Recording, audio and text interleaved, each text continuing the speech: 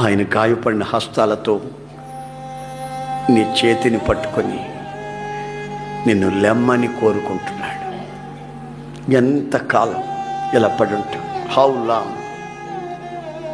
పాపపు ఊబిలో, అక్రమాలలో, అపవిత్రతలో, తల్లిదండ్రులకు తెలియకుండా అక్రమాలు గుండెల్లో దాచుకొని, పెద్దలకు చెప్పుకోకుండా నీచత్వానికి తెగించి గుండె నిండా పాపం నింపుకొని ఎంతకాలం?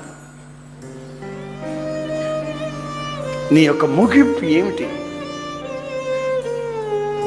ఎన్నిసార్లు చెప్పిన వినని కుమారుడు హఠాత్తుగా, వినని కుమార్తె హఠాత్తుగా శాపానికి గురైపోద్ది కదా. ఎంతకాలం మీరు ఇలా జీవిస్తారు? ఆయన చేతిని చాచి నిన్ను లేవమంటున్నాడు. హిమము వలె నిన్ను కడుగుతాను. మచ్చ, డాగు, ముడత నీ హృదయంలో లేకుండా మచ్చ, డాగు, ముడత నీ హృదయంలో లేకుండా ట్రాన్స్పరెంట్గా చేస్తాను. ఏ అపవిత్రత నీలో దాచబడకుండా నేను కడిగి శుద్ధి చేస్తాను.